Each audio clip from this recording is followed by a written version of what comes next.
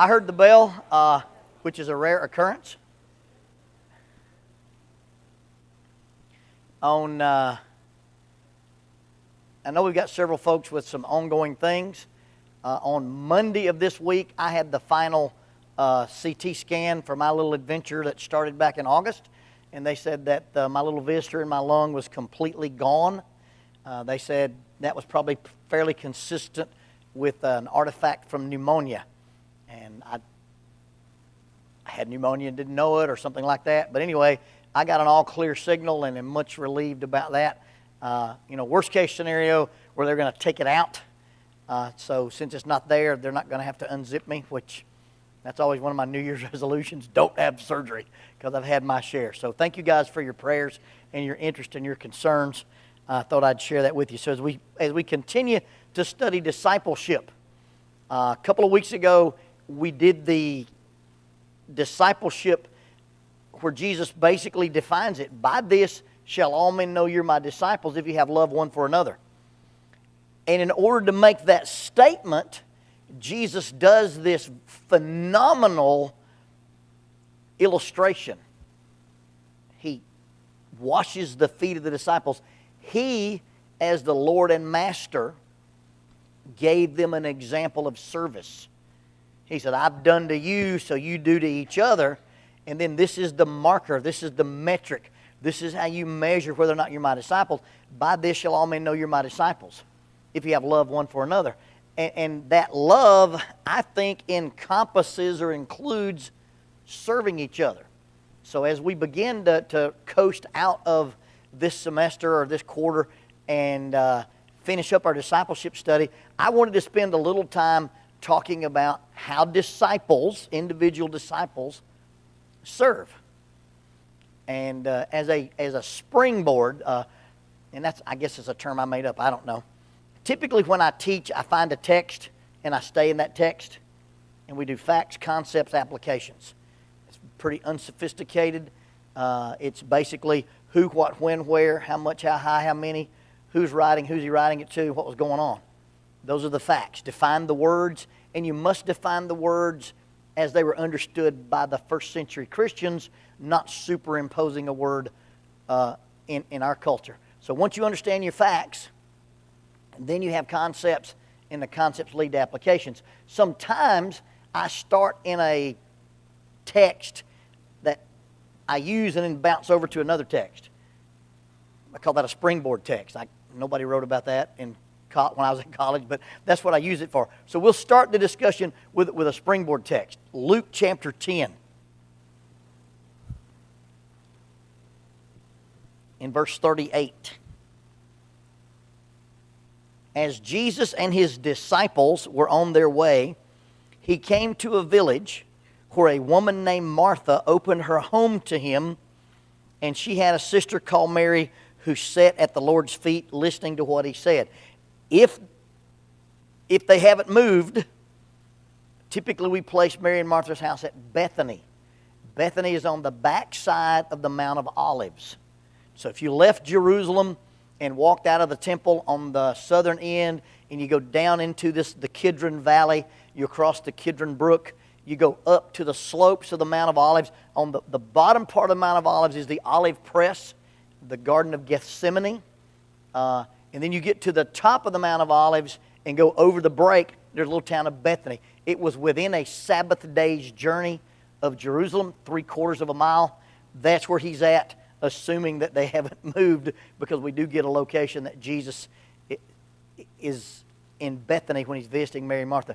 Bethany is a specific location on the Mount of Olives.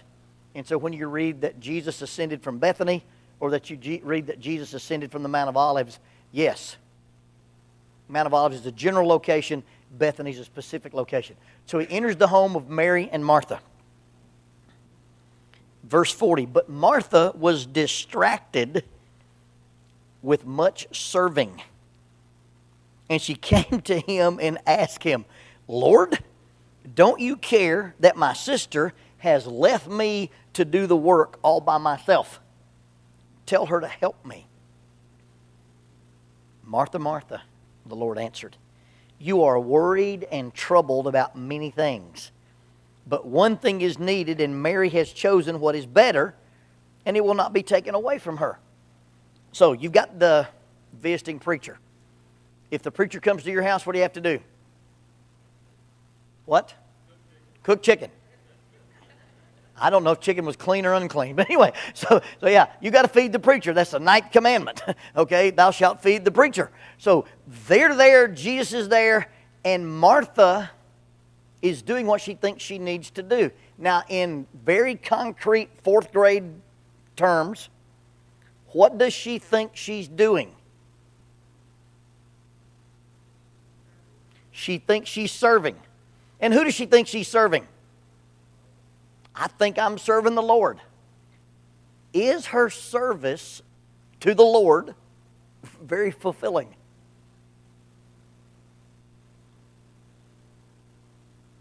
She calls the Lord out on this thing. And what happens when she calls the Lord out on this thing? Don't you care? And what does you don't care about? I'm doing all this work, and my sister ain't doing anything. You ever been involved in church work and felt that way? Am I the only guy there? Hey, let's have a sign-up list and let's go raft the Ocoee. Let's go ride thrill rides at some theme park. And what happens? You got to rent 3 Trailways buses. Let's go knock doors. Let's meet in the rain and build a ramp. Let's do Bible studies. What happens? And if you ever, I'm the only faithful guy you've got, Lord, I showed up to do this, oh sorry rascal. You ever been there and done that? Why does our concept of serving of the Lord frustrate us like this? I mean, she's mad at Mary, but who does she throw under the bus? Don't you care? You know, the Bible says she asked him a question. Yeah, it has a question mark at the end of it, but that, wow. Double hipper and a foot tapper. How do we, as disciples, learn to serve without our service being frustrating? Now, what's the job of a disciple? Jesus said, all authority is given to me in heaven and earth. Go into all the world and make disciples. How do you make a disciple? You baptize them, then you teach them, and then you teach them. Teach them to teach the things that I've taught you. So, essentially, one of the functions of discipleship is discipling other people or evangelism. Anybody kind of have a ugh when I say evangelism? Nobody? Preacher gets up and says, today I'm going to preach on evangelism. What do you feel like?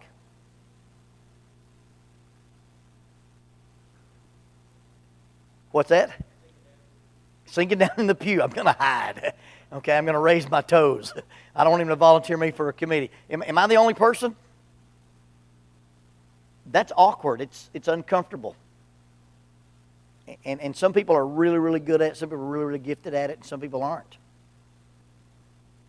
And when you start talking about these guys that do that and do it well, and you look at what you do, you ever guilty of that comparison thing? Well, mine doesn't look like that. That's why most people quit drawing, by the way. And let me say this, and you will disagree and you will challenge me, but everyone in this room can draw. Drawing is not a dexterity skill, it's a perception skill. If I could teach you to do perception or perspective or proportion, if you try to, the next time you try to draw a cartoon, turn it upside down and try to draw it right side up while looking at it upside down. You'll make the other side of your brain work. You'll be surprised how well you can draw. Everybody can draw. But why do most people quit drawing? Well, mine doesn't look like Disney. Mine doesn't like those weird Japanese things with the big eyes. Mine doesn't look like whoever it is that you're famous artist is. Mine doesn't look like Charles Schultz. Everybody can draw as good as Charles Schultz. I'm sorry. You got 3 quarters and something square. You can draw any character Charles Schultz ever made. Okay. In fact, they told Charles Schultz they kicked him out of art school. I think told him he couldn't draw. Everybody can draw, but we quit drawing because mine doesn't look like yours, or mine doesn't look like this standard. So we quit doing it. Why do people not do evangelism? Because mine doesn't look like yours. I got up and tried to preach a sermon. 3,000 people didn't respond. I had a door knocking campaign, and I had a Bible study, and nobody was baptized. We get discouraged because what we're doing is not as effective as what they're doing, and I think we get discouraged and quit. Is that a safe assumption? Okay. Let's look at Ephesians 4. And I've preached on this, but we didn't take the time to really, really unpack it.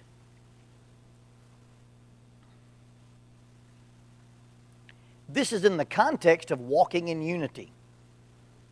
In the book of Ephesians, after the writer says, hey, I want to declare to you the mystery of God.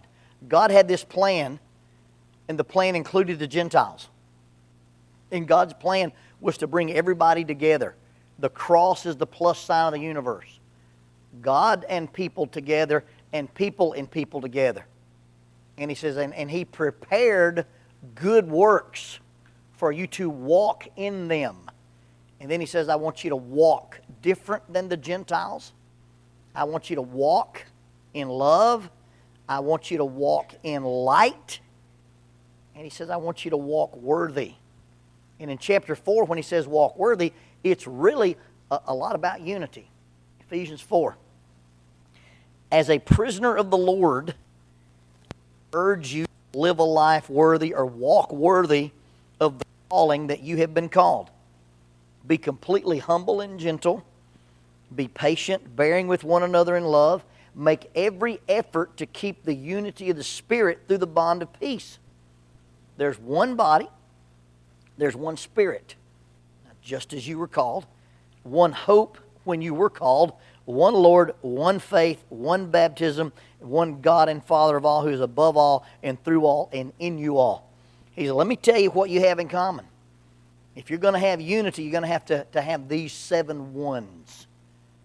And he says, in order to be unified, in order for you to be a person fulfilling the mission of the cross, God and people, you got to be unified.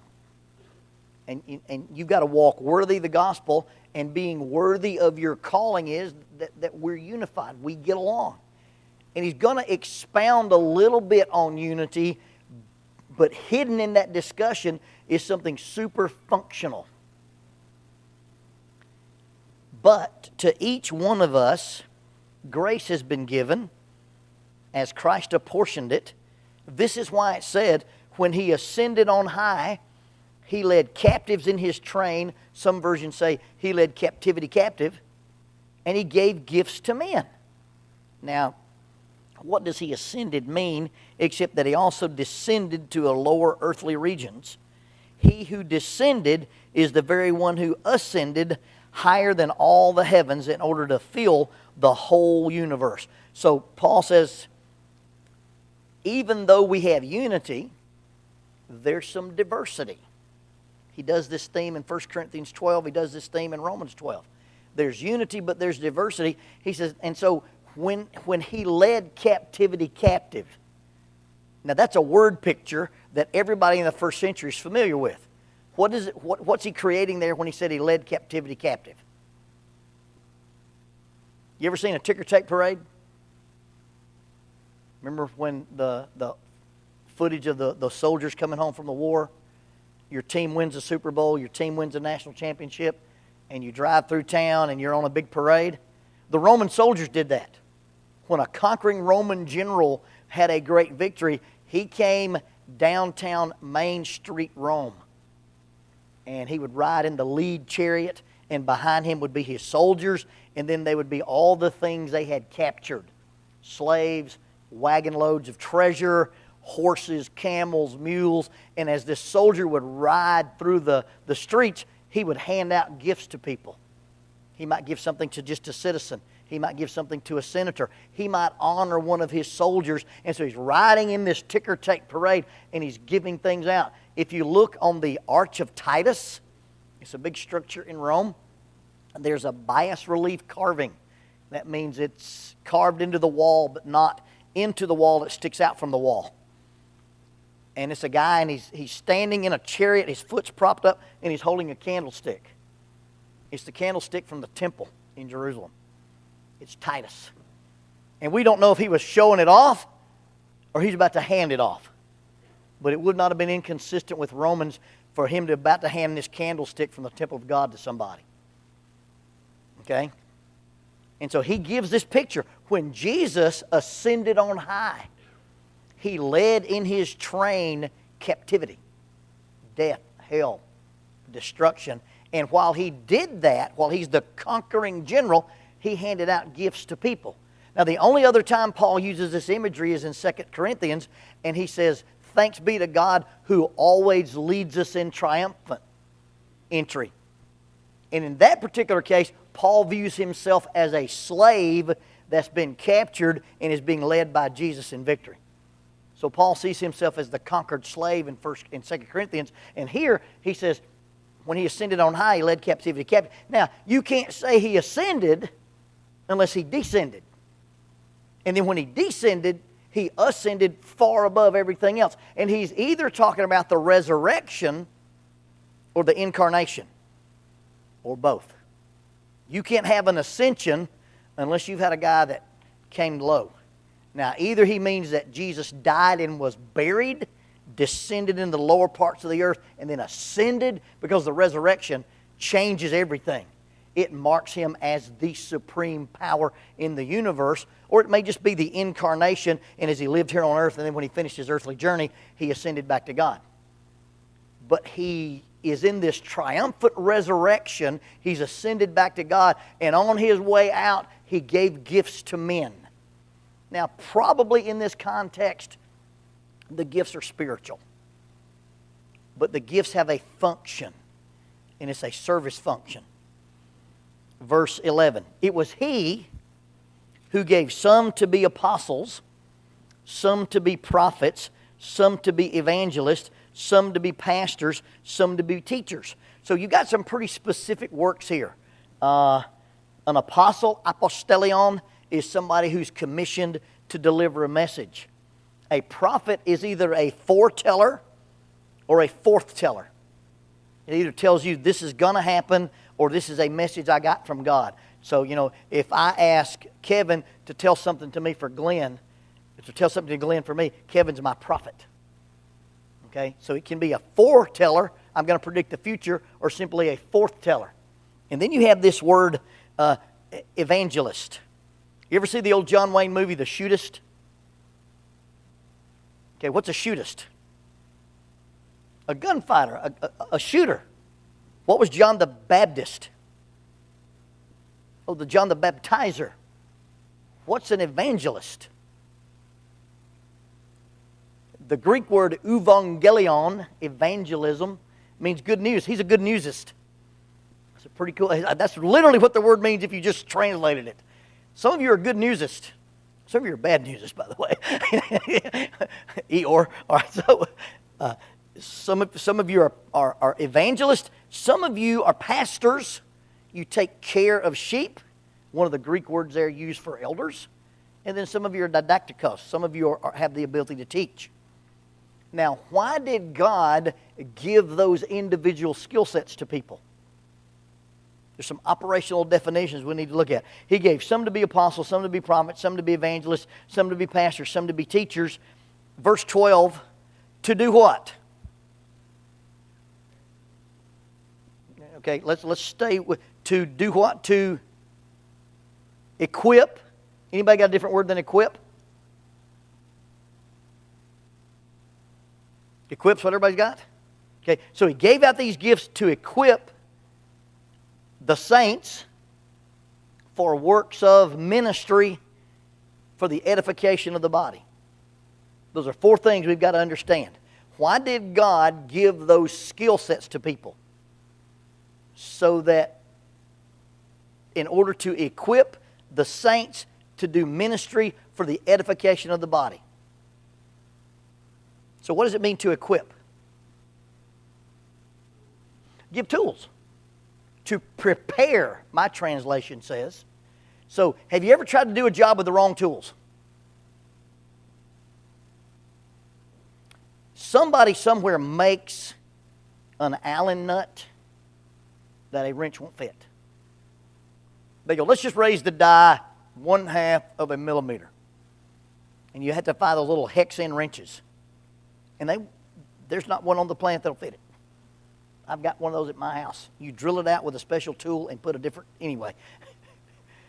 If you've ever tried to get an Allen wrench out with a Phillips head screwdriver, that's frustrating.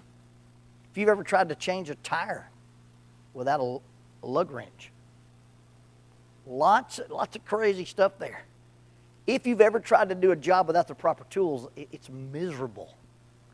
God said, I'm going to give my people, that's what the word saints means, by the way, not dead people, not a football team in New Orleans. The saints means God's people. So God gave these skill sets out so that God's people would have the equipment, would have the tools to do what? Ministry. Now, what does ministry mean? Up front, out loud, wearing a tie with a title. I'll take wrong answer for $500. What, Eddie? Minister. To serve. God gave these skill sets out so that His people, the saints, disciples, would have the tools to serve people. And when those things happen, what was going to happen to the body? It would be built up. That's what the word edification means. Edification is not the process of becoming more like Ed. Okay? That's not what that means. Edification means to build up. What does church growth need? Oh, edification. God gave us some tools that if we just got involved in service, by this shall all men know you're my disciples, what I've done to you, you do for others.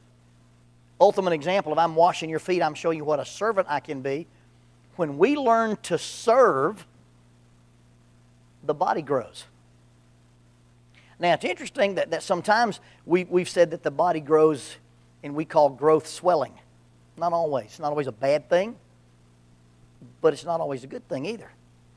Okay? I can double the size of your bicep this afternoon if you're into weightlifting and that kind of stuff. I could take you this afternoon.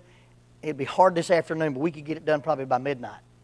I could find a rattlesnake and let it bite you right here, and that thing will swell right up. You'll look like Schwarzenegger for about 36 hours, and then you're dead. But anyway, swelling is not the same thing as growing.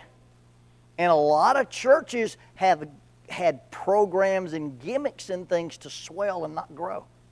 I remember some tongue-in-cheek stuff between preachers. One guy told us, he said, you guys are stealing an awful lot of sheep. We said, we're not stealing sheep, we're planting grass. We're having some things so the sheep will come over. So God said, I'm going to give these two. Now, these are probably Holy Spirit specific gifts.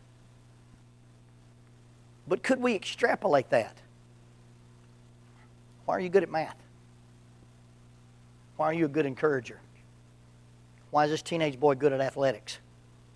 Why can you sing? Why can you draw? Why are you comfortable visiting people in their homes? Why can you bake pies?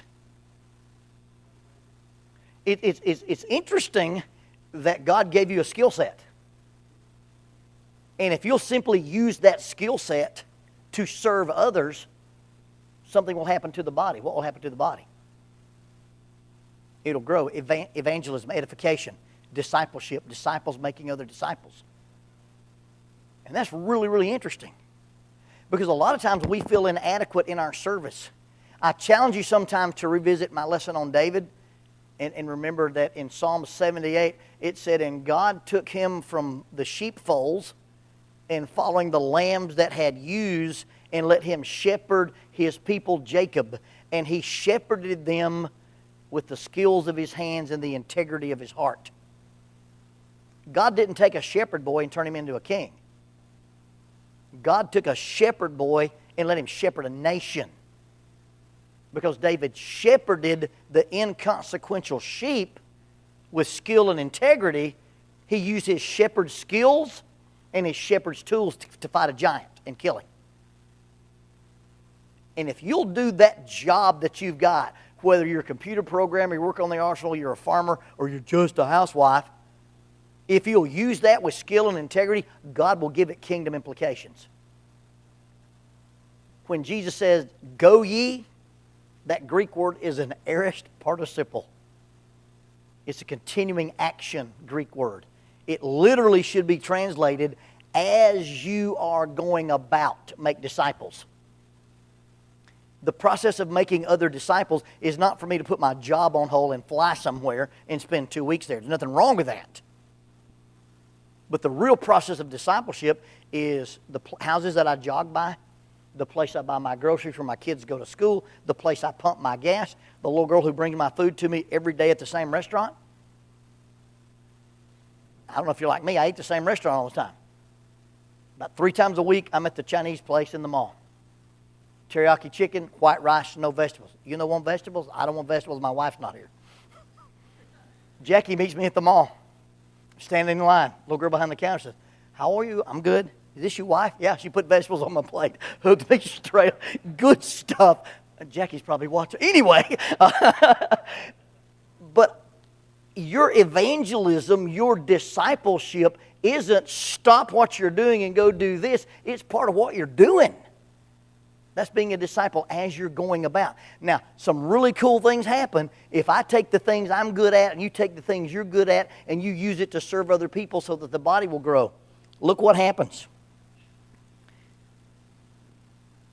Until, verse 13, so that the body of Christ may be edified, until we all reach unity of faith in the knowledge of the Son of God and become mature, attaining to the measure of the stature of Christ. Hear that unity thing? Hey, we're not competing with each other, working on the same team. So you take your skills and I take my skills. You take that thing that you do that God made you that way and you use it to serve people and I use it to serve people and something happens to our unity. We have number 1, unity of faith. Number 2, unity of knowledge. And then number 3, we reach the measure of the fullness of the stature of Christ. That basically means if Jesus were to put a line on a wall and measure himself, and the church stood up and measured the wall, the lines would match. The church would look like Christ. How cool would that be? And Paul, in plain language, you've been given the things you've been given to serve. And if you serve, the body would be edified. Now, if the body is being edified because it's full of servants, we get unity of faith, we get unity of knowledge, and then the church looks like Christ. Now, if the church is growing because of those efforts, some things don't happen. Verse 14. Then we will no longer be infants or children, tossed back and forth by the waves, and blown here and there by every wind of teaching and by the cunning and craftiness of men in their deceitful scheming. Paul says if you learn to grow the church this way, you're not going to be vulnerable to con jobs. You're not going to be vulnerable to tricks. You're not going to be like children who chase after this and chased after that and chased after the other. My ministry has been extraordinarily blessed that I've never really had to be a debater. I've never been in very many situations where I've had to cross swords with somebody who is teaching false teaching.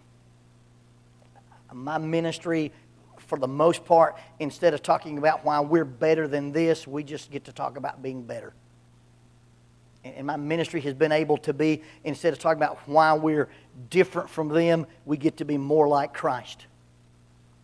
But the times that I've had to strike and brawl with my sword, it's always been because somebody wanted to compromise something in church, and it was a get big quick scheme.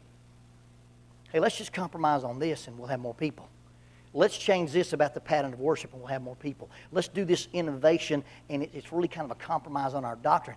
Every single time I've ever had to do battle with anything that was a false doctrine, it was some kind of weird compromise to get the numbers up. That's been at least my experience. And how many get big quick schemes have we seen come and go in the brotherhood?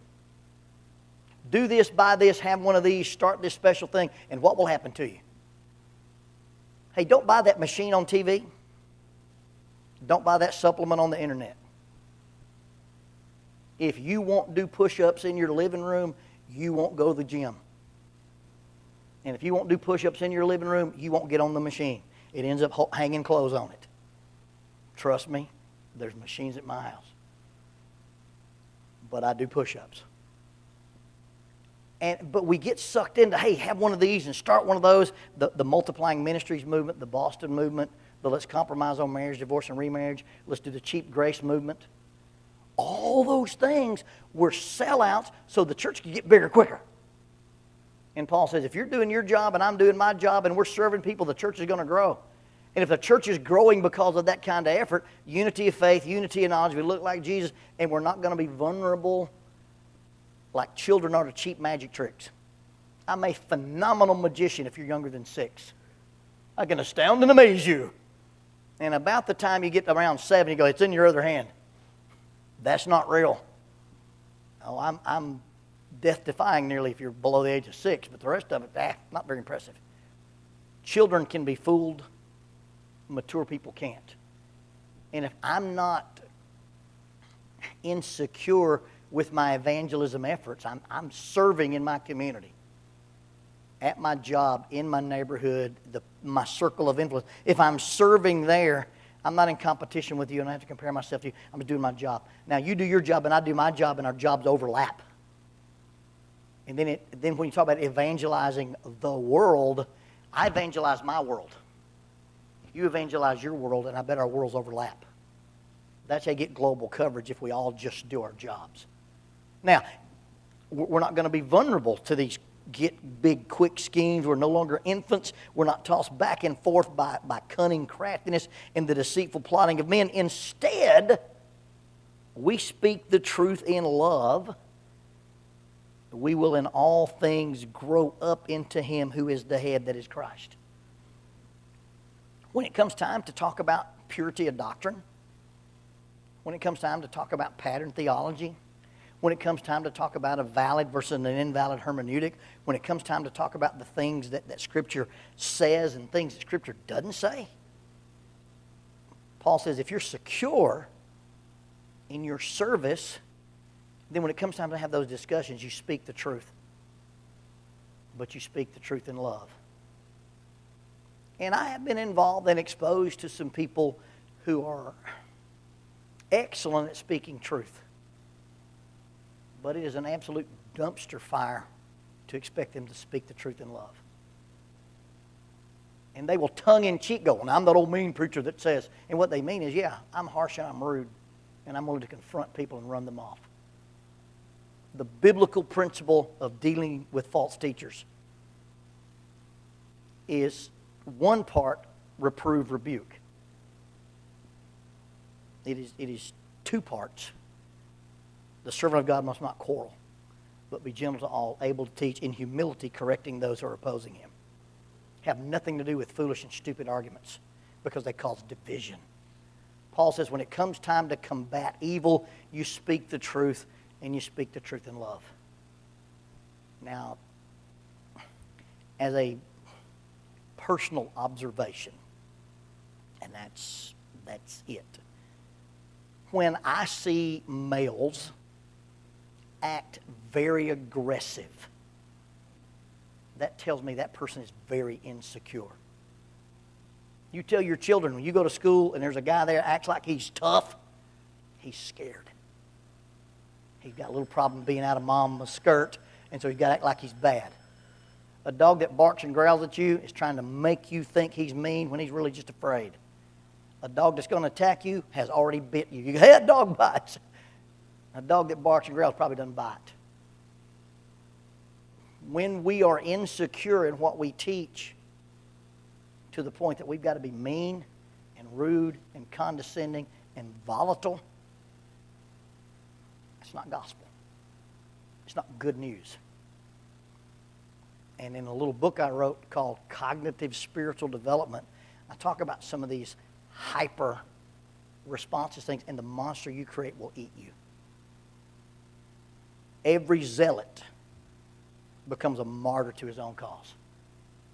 And just look through the history of the church at the guys who were the meanest, brightest, next best thing, and their voice has faded in the wilderness and their star has burned from the universe because they weren't teaching gospel. It was a cult of personality. So what happens when we're secure enough to teach the truth in love? We teach the truth in love because we are connected to the head and we grow in all things into Him who is the head, that is Christ. And our discipleship has got to have a direct connection to Christ. It can't be to a man. It can't be to a movement. It can't be to a school of thought. It can't be to a school or a school of preaching. And if our identity is not Christ, we get the wrong identity. And when we speak the truth in love, we grow up into all things into Christ. Now listen to this unity passage. From Him. From who? Christ. From Him, the whole body, joined and held together by every supporting ligament, grows and builds itself up in love as each part does its share. How does the body of Christ grow?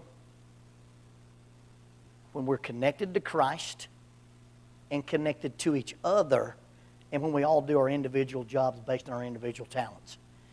Haley, this connected by every joint and ligament in Greek is very specific medical terms about the connecting tissues of the body. It's a really, really cool study. I'm not smart enough to explain it, but it's medically specific stuff. It's how tendons connect muscles to bones, and ligaments connect bone to bone. It's that kind of specific stuff. And he says, when you're connected to Christ, what He does is He supplies the power for us to make these sub-connections. And if you're connected to Christ and you're connected to each other and we're all doing our individual job, what happens to the body? Because of our unity, we grow. And our unity comes from our service, and our service becomes because of our identity as disciples. And that's the model, the New Testament model for evangelism. It's where you take the thing that God made you to be and you use it to serve other people. And when you serve other people, you lead them to Christ. Our connection to Christ, our connection to each other is unity as well as evangelism, or as he puts it, the body grows, and that's evangelism. Any questions or comments before the bell gets us?